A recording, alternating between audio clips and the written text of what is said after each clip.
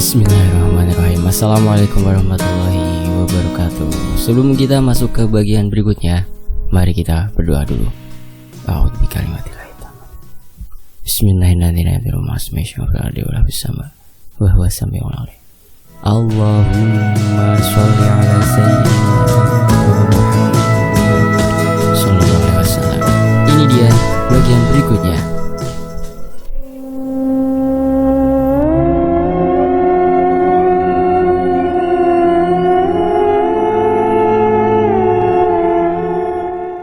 Nita nyelonong masuk ke kamarku sambil ngomel-ngomel.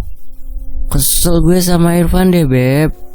Buju beset, ngapa lu, Beb? Tanyaku yang melongo sambil terus memainkan game lempar pisau di ponselku. Irfan, Beb, gak ada pengertiannya sama sekali, tahu gak? Santai banget hidupnya. Gue tuh berasa kayak pembantunya dia aja. Gue itu bla bla bla bla bla. Cerocosnya panjang lebar tak berujung.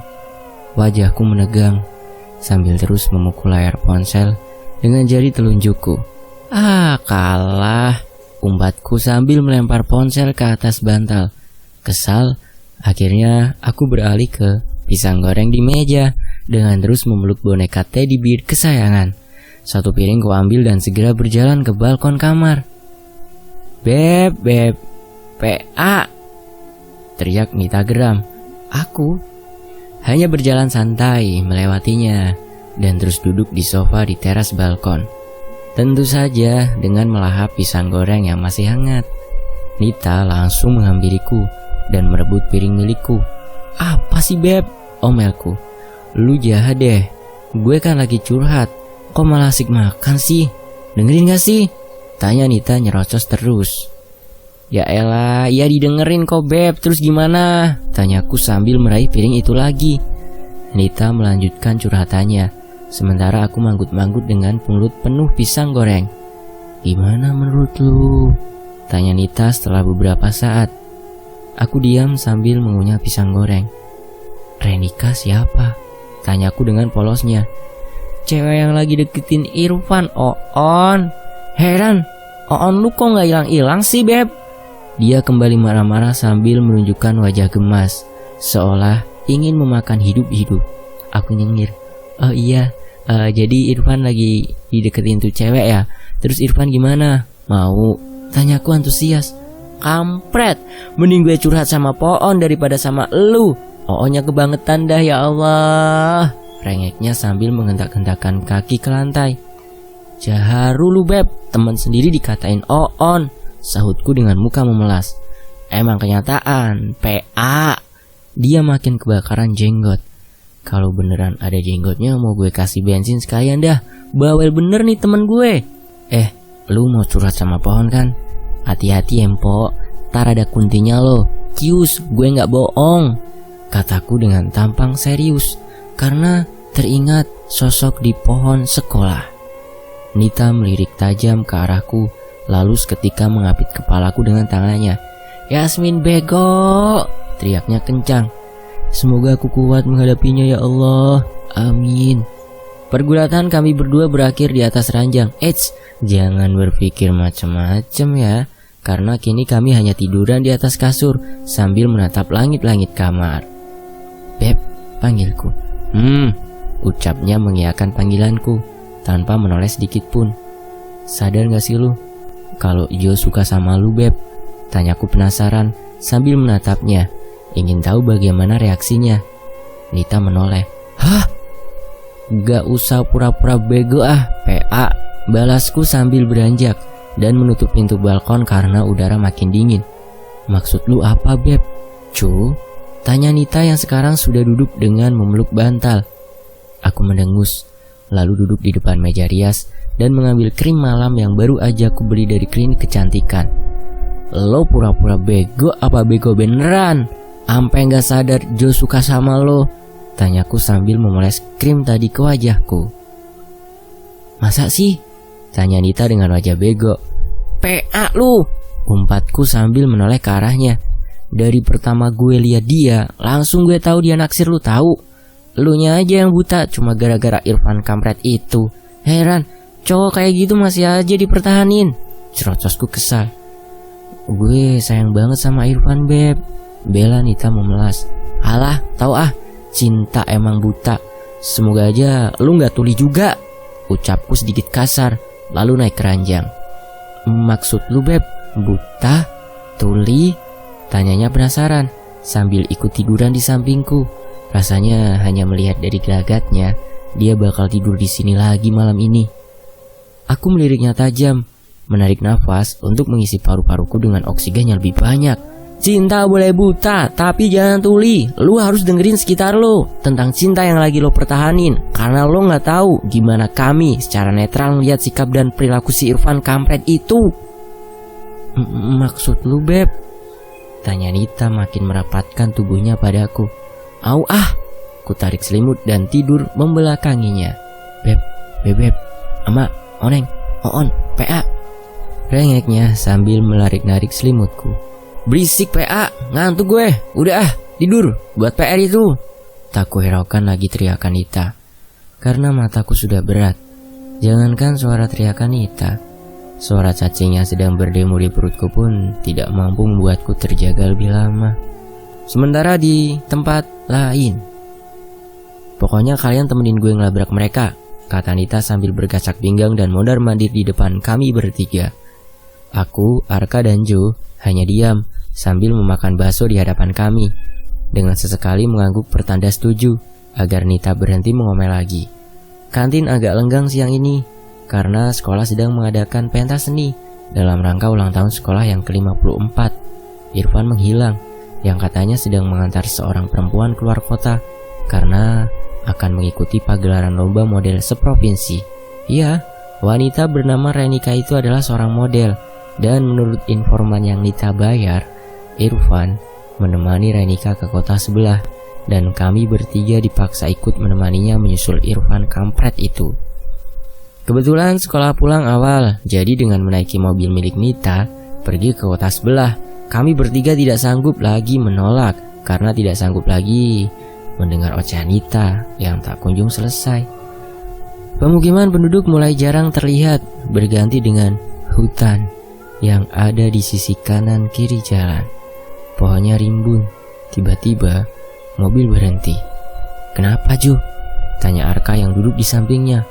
Mogok, ucap Jo sambil terus berusaha menyalakan mesin mobil yang tidak juga bisa menyala. Ah, sial, umpat Jo kesal. Biar gue lihat, kata Arka lalu turun dari mobil, membuka kap mobil depan. Air radiatornya habis, Jo, teriak Arka. Jo turun dari mobil dan ikut melihat. Karena bosan, aku turun dari mobil sambil meregangkan tubuhku ke sana kemari. Jalanan sepi, jarang sekali ada kendaraan yang lewat. Baru pertama kali aku lewat jalan ini. Nita pun ikut turun dan bergabung dengan Jo dan Arka. Hanya ada pepohonan sepanjang mata memandang. Aku mendekat ke pinggir jalan dan melihat ke dalam hutan yang rimbun. Beb, ngapain?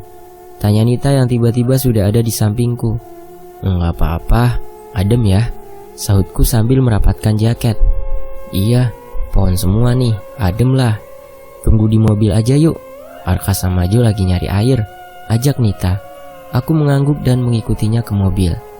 Sudah hampir 1 jam mereka berdua pergi. Aku dan Nita mulai bosan. Lama banget sih mereka, gerutu Nita lalu keluar dari mobil.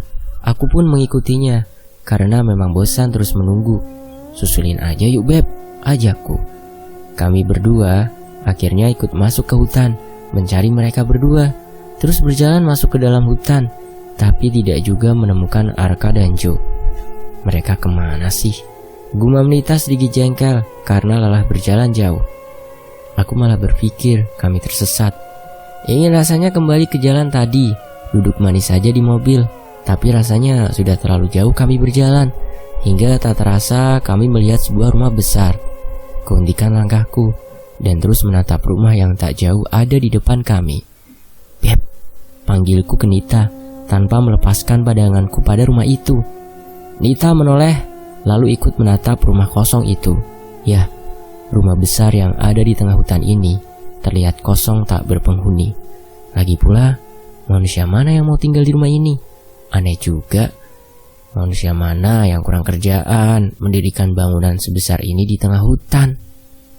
Nita menarik tanganku mendekat ke rumah itu. Dia pikir bisa menemukan Arka dan Joe di sana. Rumah ini secara keseluruhan terbuat dari kayu dengan banyak jendela di tiap sisinya. Sampai di teras, kami melongo ke dalam rumah yang emang kosong. Aku malah ngeri berlama-lama di sini. Beb, kayaknya mereka nggak ada di sini deh, ujarku agar Nita mau segera pergi dari tempat ini. Bentar Beb, kali aja mereka ada di belakang nyari air, saran Nita. Sementara Nita melihat rumah ini, aku mengamati sekeliling. Mataku sedikit melotot ke arah belakang rumah. Dari samping nampak ada sebuah danau. Ada danau Beb, seruku kembali sambil menuju ke samping rumah. Karena memang terlihat ada perairan yang sepertinya agak luas. Hanya saja tertutup rumah ini sebagian. Nita pun ikut mendekat padaku, dan sepertinya dia pun sependapat dengan apa yang ada di pikiranku. Aku merasa Joe dan Arka tidak mungkin ada di rumah ini. Kami pun akan bertolak ke danau itu dan brak! Pintu rumah itu terbuka dengan kasar, seolah ada seseorang yang membantingnya keras. Aku dan Nita menoleh, kemudian saling lempar pandang. Dia mengerdikan bahunya ke atas, dan aku hanya geleng-geleng kepala. Saat aku mulai berjalan pelan menjauhi rumah itu, Nita malah berlari kencang. Sialan, umpatku lalu ikut menyusulnya berlari. Sampai di danau, kami mengambil nafas sebentar, karena hampir aja kehabisan nafas akibat lari tadi. Pak, gila lu, gue ditinggalin, omelku sambil memukul Nganya. Lagian udah tahu keadaan gitu, lo melongo aja. Kelamaan mikir lu, keburu tuh setan keluar, abis kita PA, belanya sambil tersengal-sengal karena nafasnya belum teratur. Danau ini tidak begitu luas rupanya. Kami berdua terus mencari keberadaan dua pria yang sudah menghilang selama beberapa jam tadi. Di mana dong? Tanyaku. Mending kita balik ke mobil aja yuk. Paling mereka udah di mobil, ajak Nita. Tapi jalan pulang tadi kemana ya Beb? Sahutku sambil menatap lurus ke arah kedatangan kami tadi. Nita menarik nafas panjang entah untuk yang keberapa kali. Dia terlihat bingung sama sepertiku. Kita coba aja yuk, kata Nita lalu menggandeng tanganku pergi. Kami kembali menyusuri jalan yang tadi kami lewati sebelumnya. Tenang aja Beb, gue udah tandain jalannya pakai ranting yang gue patahin, ujarnya sedikit menenangkanku. Alhamdulillah, jadi kita gak nyasar deh. Kami terus berjalan melewati pohon demi pohon sesuai petunjuk yang ditinggalkan Nita. Beberapa kali aku merasa merinding, dan sesekali kutoleh ke samping kanan, kiri, dan belakangku. Aku menjadi lebih waspada jika sudah merasakan hal aneh seperti ini. Tunggu, cegah Nita sambil memperhatikan sekeliling. Kenapa? Kok patahan rantingnya banyak banget? Ucapnya. Perhatiannya terbagi ke segala arah. Dan memang patahan ranting yang tadi dia buat malah makin banyak dan hampir di tiap pohon. Srak, srak, psh. Bunyi itu terdengar nyaring di sekitar kami. Aku makin mengeratkan peganganku pada lengan Nita.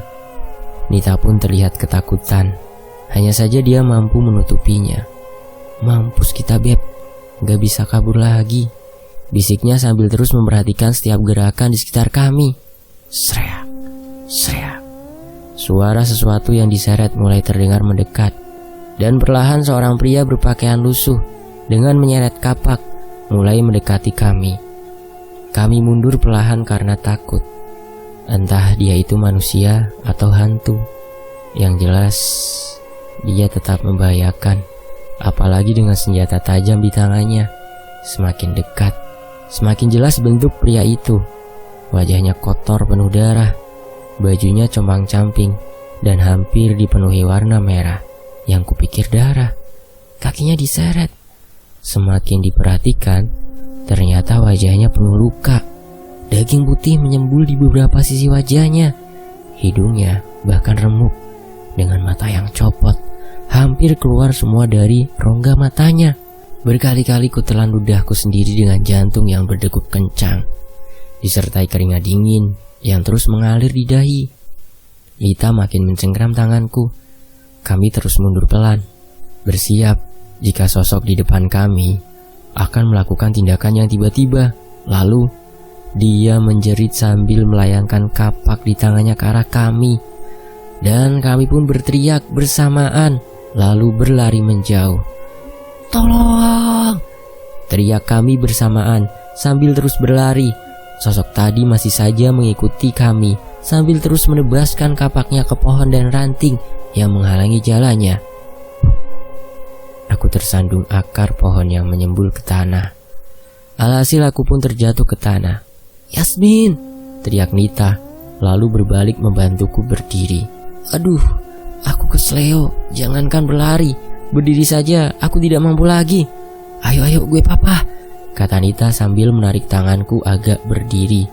"Nggak bisa Beb, sakit. Udah pergi aja sana, cari Jo sama Arka, buruan," suruhku dengan terus mendorongnya. "Enggak, lu gila ya?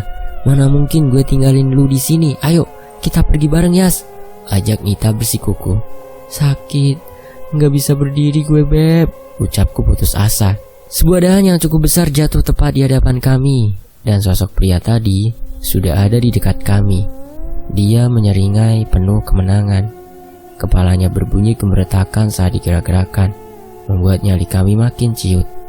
Aku terus berusaha mundur dibantu Nita, dan saat dia melayangkan kapaknya ke arah kami, tiba-tiba seekor harimau lompat dari belakang kami dan menerkam sosok pria tadi. Mereka terlibat perkelahian sengit. Harimau tadi menggigit leher pria itu, dan makin lama mencabik-cabiknya hingga beberapa potongan tubuhnya lepas dan tercecer di tanah. Kupalingkan wajahku karena jijik melihat hal itu, hingga saat Nita menyikutku, baru aku melihat kembali ke depan. Sosok pria itu hilang, tak bersisa. Hanya tinggal harimau tadi yang diam dengan posisi duduk sambil terus menatap kami. "Beb, kita bakal dimakan juga nggak ya?" tanya Nita. Entah kenapa aku seperti mengenal harimau di depanku ini. "Jalan terus ke arah barat," ucap harimau itu, lalu mendekat sambil menyentuh kakiku. Nita mundur ketakutan. "Arkana?" panggilku. "Lo kenapa Beb?" tanya Nita dengan terus menatap harimau itu. "Iya, ceritanya panjang, yuk buruan pergi," ajakku. "Gue papa ya," ucap Nita. Pelan-pelan kami terus berjalan ke arah yang disebutkan Arkana, dan ajaibnya kakinya sudah tidak terlalu sakit lagi. "Nita! Yasmin!" teriak suara yang kami kenal, Jo dan Arka. "Yo, Arka!" teriak Nita sambil memapahku. Dan dari kejauhan dua pria tadi pun sudah terlihat.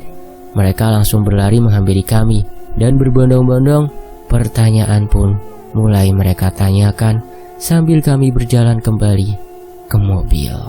Sementara itu di tempat lain masih dengan misi untuk menyusul Irfan, pacarnya Nita. "Lu yakin ini tempatnya, Nit?" tanya Jo sambil mengedarkan pandangan ke sekeliling kami. Saat ini kami ada di pelataran parkiran sebuah mall.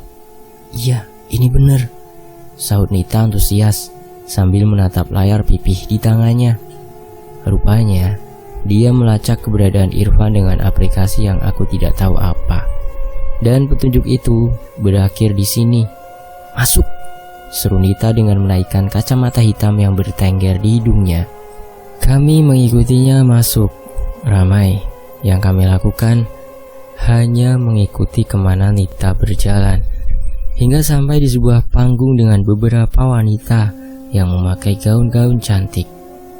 "Ini para modelnya nih, cakep-cakep bener ya Allah," gumamku dalam hati. "Itu dia kampret," umpat Nita dengan nafas memburu dan tatapan tajam menuju ke ujung sana. "Mak, kemana?"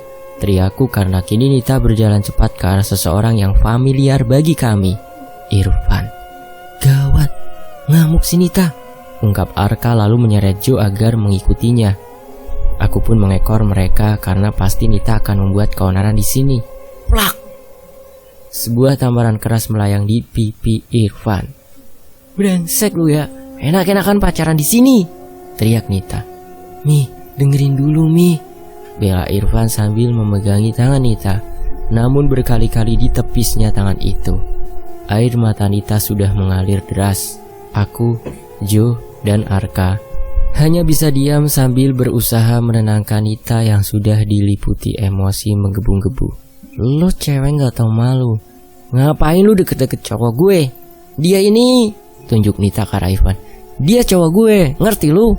teriak Nita dengan suara melengking hingga menarik perhatian semua orang di tempat ini. "Beb, udah ih," bujukku dengan memegangi Nita yang terus maju mendekati wanita berpakaian merah marun itu. "Lepasin Beb, biar gue cakar itu jablay." Makin Nita, makin kemana-mana umpatannya. Wanita bernama Renika itu hanya diam sambil menyunggingkan sebelah bibirnya ke atas. Bibirnya komat kamit, aneh. Lalu sekilas mata sesekali berubah menjadi hitam bola matanya. Beberapa kali ku kedipkan mata, berpikir aku salah lihat.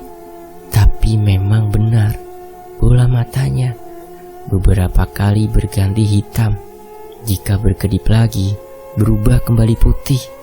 "Kerasukan," gumam Jo pelan, namun dapat ku dengar jelas. "Kerasukan?" tanyaku memperjelas ucapan Jo. Jo mengangguk yakin. Nita makin mendekat. Tangan kanannya diarahkan ke Renita, namun ditahannya oleh Renika dengan senyuman licik. Nita mengerang kesakitan. "Au, panas!" erangnya, lalu melepaskan tangannya dari Renika. Renika tersenyum puas. "Mi, kenapa?" Irfan mendekat dengan wajah cemas. "Sayang," gumam Renika manja. Seketika Irfan berbalik ke Renika dan membiarkan Nita begitu saja. Renika bergelayut manja pada lengan Irfan lalu mengajaknya pergi.